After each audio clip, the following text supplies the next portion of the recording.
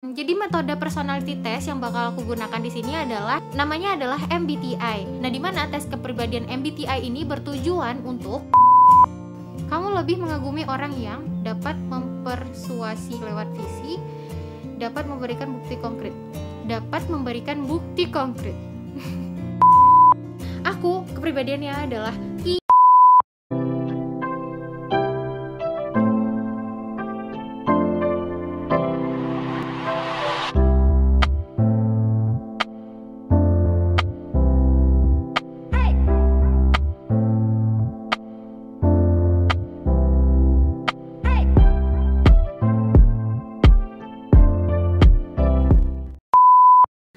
Assalamualaikum warahmatullahi wabarakatuh. Selamat datang kembali di channel YouTube ini bersama aku, Indri Astuti Maulana.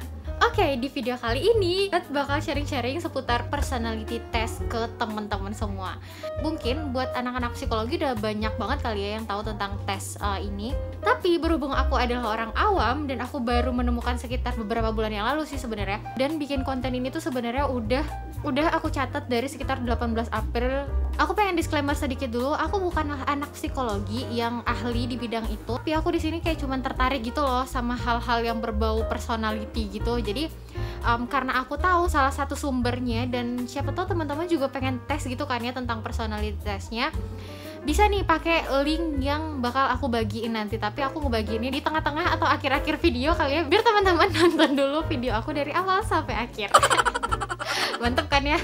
Kalau gitu langsung aja kita masuk ke videonya. Tapi sebelumnya, bantu aku dulu untuk subscribe channel ini, nyalain bell notifikasinya, dan juga jangan lupa untuk like, comment, dan share video ini ke semua sosial media yang kamu punya, supaya kita bisa tetap terus berbagi manfaat, berbagi apapun itu. Kalau udah, aku mengucapkan banyak terima kasih, dan langsung aja kita masuk ke videonya.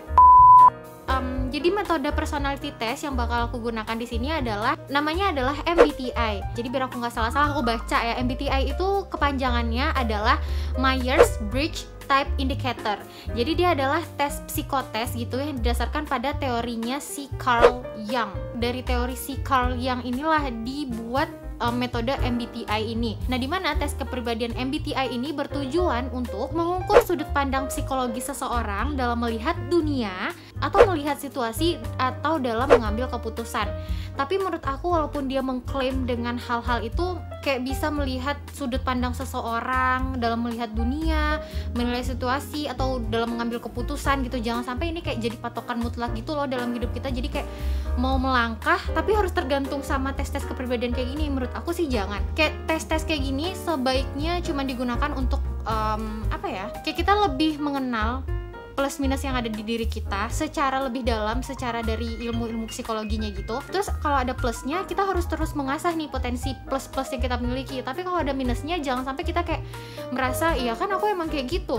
Jangan merasa kayak gitu. Kalau sadar itu adalah kekurangan kita, gimana caranya kita harus merubah menjadi lebih baik dari kekurangan-kekurangan yang kita miliki itu semampunya. Nah, kalau untuk story-nya sedikit, si MBTI ini awal mulanya itu dicetuskan oleh dua orang psikolog itu. Jadi dia adalah ibu dan anak gitu yang saling berkolaborasi untuk menghasilkan sebuah tes yang namanya itu tadi MBTI test. Nah, dimana ibunya ini yang bernama Catherine Bridge dan anaknya itu Isabel Myers. Makanya tadi kepanjangan dari MBTI test ini adalah kan Myers-Briggs Type Indicator. Terus selama proses pembuatan si tes ini, dia itu sudah menganalisa teori tes kepribadian dengan uji coba kepada keluarga terdekatnya selama 20 tahun. Jadi selama kurun waktu 20 tahun gitu, dia terus memperbaiki gitu lah ya, apa sih kekurangan-kekurangan dari si MBTI test ini. Jadi dia memperbaiki sistemnya dan juga memperbaiki teori dari seputar jenis kepribadian manusia itu. Nah, sampailah pada akhirnya si MBTI test ini mengelompokkan karakter manusia itu menjadi 16 jenis. Rinciannya itu adalah seperti ini, seperti gambar ini. Nah, jadi itu adalah istilah-istilah yang digunakan untuk menentukan jenis kepribadian. Nah, aku jelasin sedikit nih ya. Jadi dari 16 kepribadian ini, dia itu mengelompokkan menjadi 4 kriteria. Yaitu yang pertama ada kriteria E atau E dan I itu adalah dan introversion. Terus ada yang S sama I itu adalah sensing dan intuition. Terus ada T sama F itu adalah thinking dan feeling.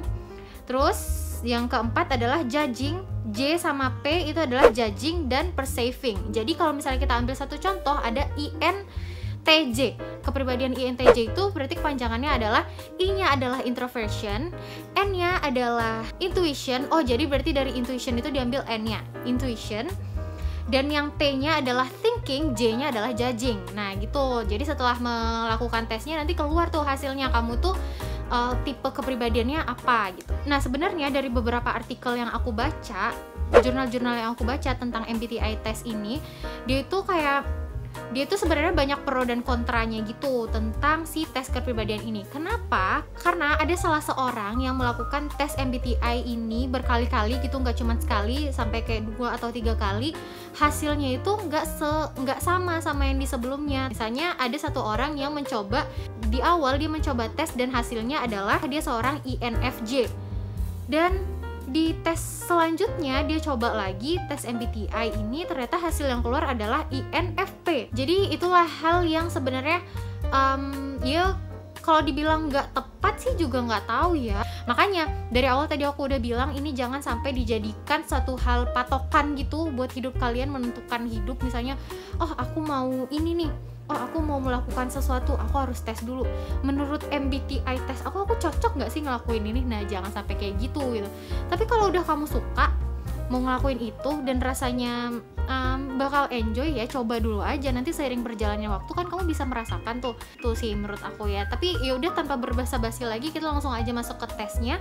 Untuk website yang bisa teman-teman buka adalah, tunggu sebentar, ada di bawah sini nih, bisa langsung diketik. Jadi nanti dia bakal menyediakan 40 pertanyaan dan harus kita jawab. Di sini aku udah kebuka dan langsung aja aku mulai menjawab pertanyaannya satu-satu, ditemenin sama teman-teman semua. Oh iya, aku juga dapat website ini tuh dari sumber yang terpercaya, itu dari salah satu channel psikologi gitu, namanya 1%, yang untuk link 1%-nya aku bakal kasih di bawah. Oke? Langsung aja kita masuk ke pertanyaan-pertanyaan yang ada di sini dan harus kita jawab. Dan ini nggak pakai waktu sih, kayak sesuai kita aja gitu. Pertanyaan yang pertama, ketika bertemu dengan orang baru, kamu biasanya memulai membuka topik pembicaraan, menunggu orang membuka topik pembicaraan. Menunggu orang membuka topik pembicaraan. Pekerjaan yang mengharuskan diri kamu menghadapi banyak orang baru membuat kamu lebih semangat bekerja atau merasa tertekan. Mengharuskan diri kamu menghadapi orang baru. Kok aku sih sedikit tertekan ya. Mana yang lebih kamu pilih? Sedikit teman namun sering bertemu, banyak teman walaupun jarang ketemu. Sedikit teman. Dalam kelompok pertemuan kamu adalah orang badut yang meramaikan setiap pertemuan, tempat curhat karena dianggap merupakan pendengar yang baik. Dalam kelompok pertemanan kamu, kelompok pertemanan berarti emang small circle gitu kan ya, emang teman-teman dekat gitu kali ya. Di teman-teman dekat, dua-duanya bisa sih. Kadang kalau lagi mood aku ngelucu, kalau lagi slow aja, kalau lagi berdua aja gitu, ya paling dengerin temen curhat. Tapi kan ini kelompok, pastinya rame. Ya udah, aku jadi badut. Ketika ada masalah, biasanya kamu memilih untuk memendamnya, memilih untuk menceritakannya kepada teman-teman. Memendam. Ketika ada gosip baru, kamu tidak terlalu peduli, selalu ingin jadi yang pertama tahu. Tidak peduli apa gue. Ketika bertemu orang baru, kamu biasanya mudah memulai pembicaraan dan pembicaraannya tersebut bertahan lama, sulit mencari topik pembicaraan dan biasanya pembicaraan tidak bertahan lama. Sulit mencari topik. Ketika harus berbicara di depan publik, kamu biasanya di depan publik spontan dengan apa yang ingin dibicarakan, melatih apa yang ingin dibicarakan beberapa kali sebelum acara berlangsung. Melatih dulu. Ketika mendatangi pesta, kamu biasanya memilih untuk pulang lebih awal karena merasa semakin lelah bertahan sampai acara selesai. Memilih untuk pulang lebih awal. Ketika tidak suka pada seseorang, kamu biasanya langsung mengkomunikasikan kepada orang tersebut atau tidak mengutarakan kepada orang tersebut karena merasa diri sendiri memiliki kekurangan. Tidak mengutarakan sih, kan gak suka gitu kan ya. Gak suka, tidak mengutarakan, tapi lebih kayak sikap aja gitu, jadi lebih dingin. Mana yang lebih kamu percayai, intuisi atau fakta? Intuisi atau fakta? Ya fakta lah. Jika sekarang kamu diminta untuk menulis buku, judul apa yang akan kamu pilih? Peluang bisnis di masa depan, cara praktis menjadi kaya dalam waktu 1 bulan. Yang relate aja kali ya, peluang bisnis di masa depan. Menurutmu anak-anak seharusnya melatih kemampuan untuk berpikir secara logis, melatih kemampuan imajinasinya agar dapat berinovasi. Ini dua-duanya sama-sama penting sih, dan akan lebih baik kedua ini diterapkan sama anak-anak. Tapi yang namanya anak-anak gitu ya, bagusnya imajinasi kali ya. Menurutmu orang tidak akan dapat hidup tanpa prinsip atau fakta? Rada berpikir ya. Kamu nggak bisa hidup tanpa prinsip atau fakta. Hidup prinsip lah ya seharusnya. Mana yang lebih menarik bagimu jika kamu bekerja di suatu perusahaan? Berspekulasi terkait peluang untuk produk lainnya, memproduksi suatu barang yang terbukti laris di perusahaan. Berspekulasi terkait peluang untuk produk lainnya, karena kayak ya bosan kan itu aja gitu. Kamu yakin bahwa bunga jumping aman dilakukan dari teman-temanmu berdasarkan pengalaman mereka? Firasatmu berkata hal tersebut aman. Ini sesuatu yang ekstrim banget sih menurut aku, firasat aku kali ya. Karena kalau seyakin apapun orang, karena kayak gimana pun orang meyakinkan ya, kalau firasat aku bilang enggak ya nggak bisa. Ketika melakukan sesuatu, biasanya kamu melakukan dengan cara dirimu sendiri, melakukannya dengan cara orang lain melakukan pada umumnya, melakukan dengan cara sendiri, karena kalau gitu-gitu aja bosan. Kamu lebih mengagumi orang yang dapat mempersuasi lewat visi, dapat memberikan bukti konkret. Kamu lebih tertarik pada apa yang mungkin terjadi nanti atau apa yang sedang terjadi saat ini? Lebih tertarik ya. Lebih tertarik. Dua-duanya tertarik sih, tapi yang lebih tertarik. Seru, bikin mikir ya. Tertarik sih sama yang terjadi nanti. Kok galau ya? Ketika ada yang menanyakan perihal cinta padamu, kamu akan menjawab bahwa cinta itu hubungan timbal balik yang intim antara dua orang, atau sebuah ikatan emosional yang mengikat satu sama lain hingga menciptakan rasa saling memiliki. Cinta, hubungan timbal balik yang intim antar dua orang, berarti kayak hubungan dua orang yang deket banget gitu ya. Sebuah ikatan emosional yang mengikat dua orang sehingga menciptakan rasa saling memiliki. Kalau udah deket pastinya semuanya dapet dong ya, kayak saling memilikinya dapet, emosionalnya dapet, kan udah deket banget gitu. Hubungan timbal balik kali ya. Mana yang menurutmu lebih penting? Ketepatan dalam berpikir, hubungan antar individu yang harmonis. Mana yang menurutmu lebih penting? Ketepatan dalam berpikir. Menurutmu mana yang lebih memuaskan? Mencapai persetujuan bersama atau mendiskusikan isu secara mendetail? Mana yang lebih memuaskan? Mencapai persetujuan bersama. Mana yang menurutmu lebih mudah kamu korbankan? Hubungan baik dengan orang lain atau keputusan tepat berdasarkan nalar? Yang mana coba? Yang lebih mudah kamu korbankan? Hubungan baik dengan orang lain, dikorbanin gak ya? Tapi kalau soalnya ini menyangkut dengan keputusan tepat berdasarkan nalar, ke diri kita sendiri gitu kan ya, kayaknya lebih udah aku korbankan hubungan baik. Aduh galau. Tapi masa aku mengorbankan keputusan tepat berdasarkan nalar? Aku kan keputusan itu udah tepat dan udah berdasarkan nalar, masa itu dikorbankan? Yang kata temen, yang kata orang lain kan belum tentu benar juga. Sedangkan ini udah tepat. Nah, mana yang kamu pilih? Ya udah, aku mengorbankan hubungan baik. So sorry. Pujian mana yang akan lebih membuatmu merasa terapresiasi? Kamu orang yang sangat logis ya. Kamu sangat perhatian deh, logis. Kamu akan lebih percaya dengan orang yang mampu mengekspresikan emosi atau kuat dengan menjelaskan nalarnya. Akan lebih buruk bagimu jika menjadi orang yang tidak memiliki belas kasih atau tidak egois. Lebih buruk tidak logis sih. Tapi tidak memiliki belas kasih itu juga buruk. Masa kayak nggak punya empati gitu? Tapi aku kategorikan di sini, aku memahaminya di sini gini aja. Memiliki belas kasih itu boleh, tapi sama orang yang pantas mungkin. Atau aku salah dengan teori seperti itu? Tapi kayaknya kalau tidak logis itu lebih buruk gitu loh, kayak kita nih nggak logis.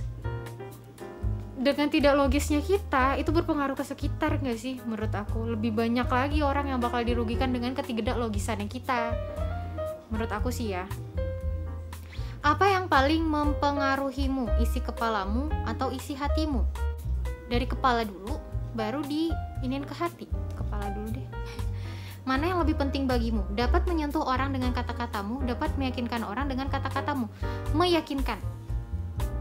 Mana yang paling menggambarkan dirimu, perasa atau pemikir kritis?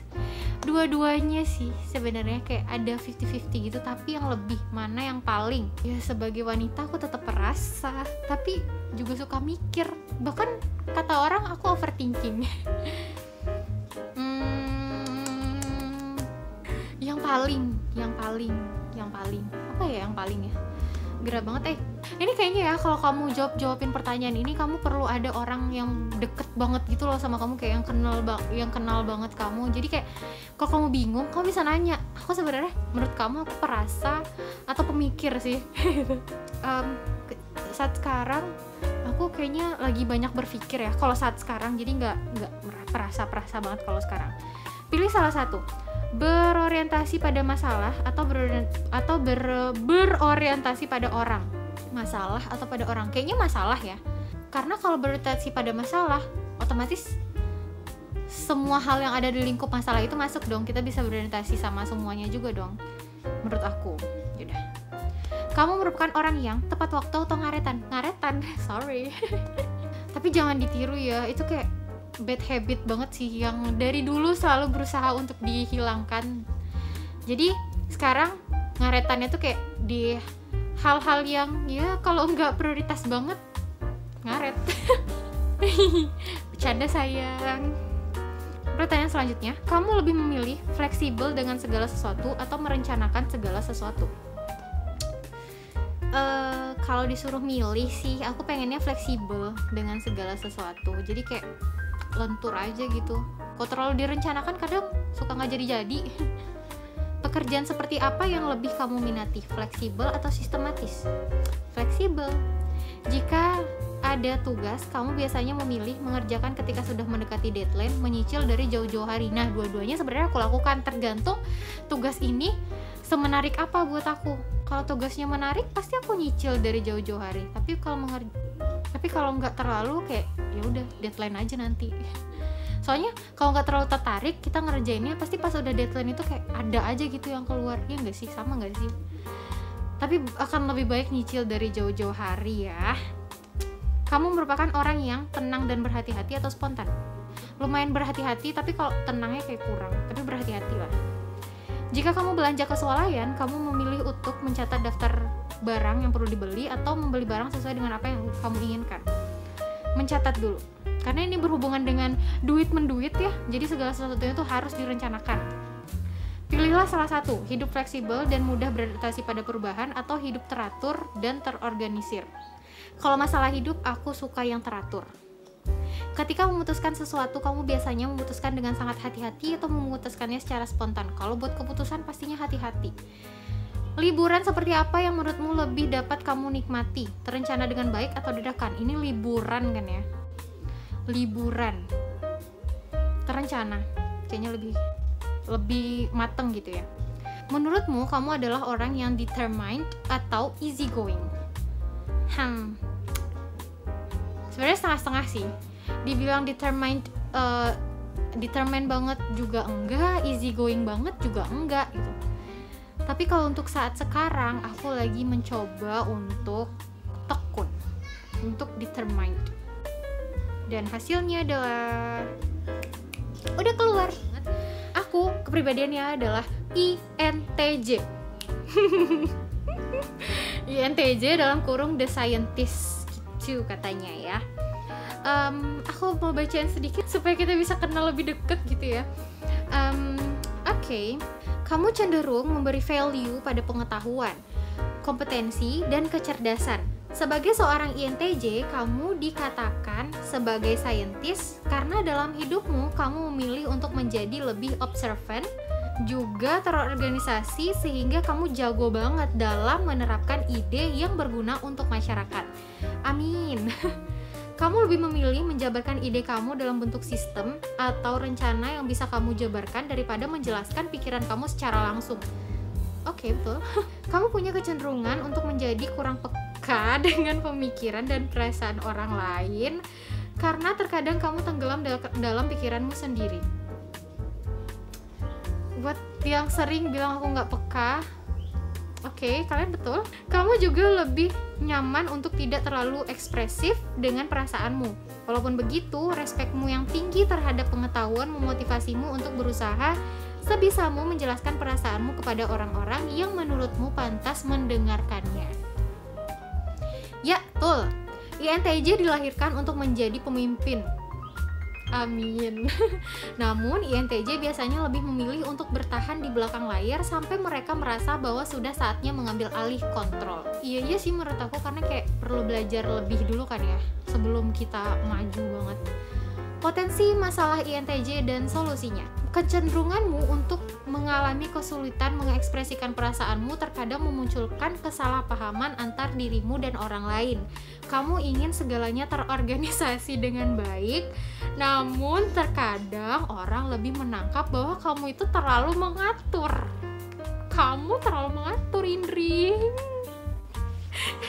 Memang tidak mudah mengedepankan pikiran rasional dan perasaan secara bersamaan. Terkadang memang ada yang harus lebih didahulukan, tetapi bukan berarti diabaikan. Gitu, Indri. Ya, hidup bahagia sebagai INTJ. Coba untuk mengurangi menyalahkan situasi atau orang lain. Sesekali lihat ke dalam dirimu untuk menemukan solusinya. Tidak ada yang memiliki kontrol lebih besar terhadap hidupmu kecuali dirimu sendiri. Iya, benar banget. Kontrol itu harus dari dalam diri. Tokoh yang kamu banget: Michelle Obama, Elon Musk, dan Vladimir Putin. Tokoh yang bukan kamu banget: Elton John, Adam Levine, sama Miley Cyrus. Ya, itu dia. Terus dia juga bikin peringatan di sini. Ingat, ini hanya sebuah tes. Jangan sampai hasil tes ini menghalangimu memaksimalkan hidupmu. Gitu deh hasil tes aku. Nah, hasil tes kamu gimana? Kalau kamu udah cobain tesnya juga, jangan lupa komen di bawah ya. Kasih tahu hasil tes kamu apa. Siapa tahu kita samaan dan kita satu pemikiran, satu visi misi. Nah, pasti bakal klop dan cocok banget kali ya buat kita ngobrol. Dan yaudah, segitu dulu video untuk kali ini. Terima kasih sudah nonton videonya sampai akhir. Semoga ini bermanfaat. Aku Indra Astuti Maulana pamit undur diri. Dan jangan lupa sebelum video ini diakhiri, subscribe dulu channel aku, nyalain bel notifikasinya, dan like, comment, dan juga share video ini ke semua sosial media yang kamu punya, supaya kita bisa kayak sharing terus gitu ya tentang hal-hal baik, hal-hal positif yang ada di dunia ini. Oke, dadah. Terima kasih. Assalamualaikum warahmatullahi wabarakatuh.